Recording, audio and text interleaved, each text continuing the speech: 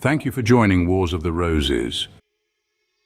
And this is Sword from the Encyclopedia of Freemasonry by Albert G. Mackey. Sword. The sword is in chivalry the ensign or symbol of knighthood.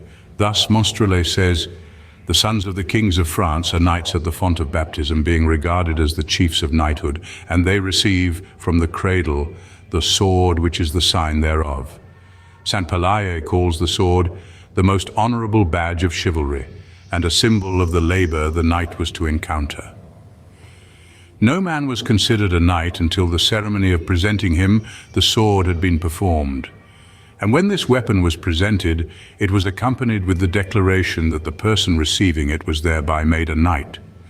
The lord or knight, says Saint Pelaye, on the girding on of the sword pronounced these or similar words: "In the name of God, Saint Michael and Saint George, I make thee a knight." So important an ensign of knighthood as the sword must have been accompanied with some symbolic meaning, for in the Middle Ages, symbolism was referred to on all occasions. Francisco Redi, an Italian poet of the 17th century, gives in his Bacco in Toscano an account from a Latin manuscript of an investiture with knighthood in the year 1260, which describes the symbolic meaning of all the insignia used on that occasion.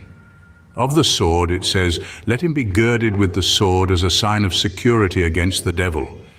And the two edges of the blade signify right and law, that the poor are to be defended from the rich and the weak from the strong. But there is a still better definition of the symbolism of the sword of knighthood in an old manuscript in the library of the London College of Arms, to the following effect: "Unto a knight, which is the most honorable office above all other, is given a sword, which is made like unto a cross for the redemption of mankind," in signifying that like as our Lord God died upon the cross for the redemption of mankind, even so a knight ought to defend the cross and to overcome and destroy the enemies of the same. And it hath two edges, in tokening that with the sword he ought to maintain knighthood and justice. Hence, in Masonic Templarism, we find that this symbolism has been preserved, and that the sword with which the modern knight is created is said to be endowed with the qualities of justice, fortitude, and mercy. The charge to a Knights Templar that he should never draw his sword unless convinced of the justice of the cause in which he is engaged, nor to sheathe it until his enemies were subdued, finds also its origin in the custom of the Middle Ages. Swords were generally manufactured with a legend on the blade. Among the most common of these legends was that used on swords made in Spain, many examples of which are still to be found in modern collections. That legend is, "No me saques sin razón, no me embain sin honor."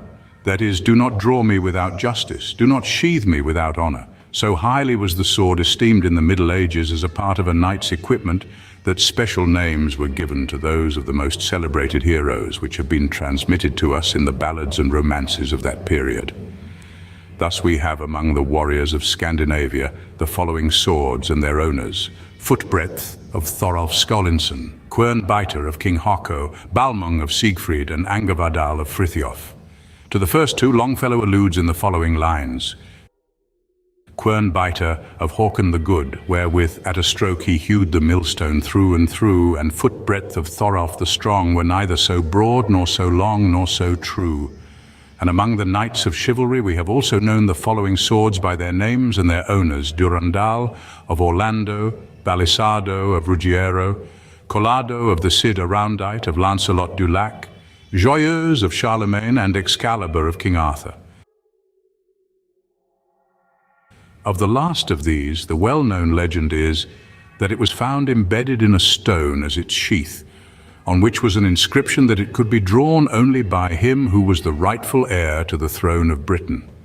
After 201 of the strongest knights had essayed in vain, it was at once drawn forth by Arthur, who was then proclaimed king by acclamation. On his deathbed, he ordered it to be thrown into a neighboring lake, but as it fell, an arm issued from the waters, and seizing it by the hilt, waved it thrice, and then it sank, never again to appear. There are many other famous swords in these old romances, for the knight invariably gave to his sword, as he did to his horse, a name expressive of its qualities or of the deeds which he expected to accomplish with it. In Freemasonry, the use of the sword as a part of the Masonic clothing is confined to the advanced degrees and the degrees of chivalry, when of course it is worn as a part of the insignia of knighthood.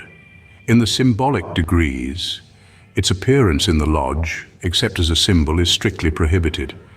The Masonic prints engraved in the 18th century, when the sword, at least as late as 1780, constituted a part of the dress of every gentleman, show that it was discarded by the members when they entered the lodge. The official swords of the Tyler and the pursuivant or sword-bearer are the only exceptions. This rule is carried so far that military men, when visiting a lodge, are required to divest themselves of their swords, which are to be left in the Tyler's room. Thank you for watching, and please don't forget to share, like, subscribe and comment, and if you can, please consider donating to Wars of the Roses. Links to PayPal and Patreon are in the description. Thank you so very much.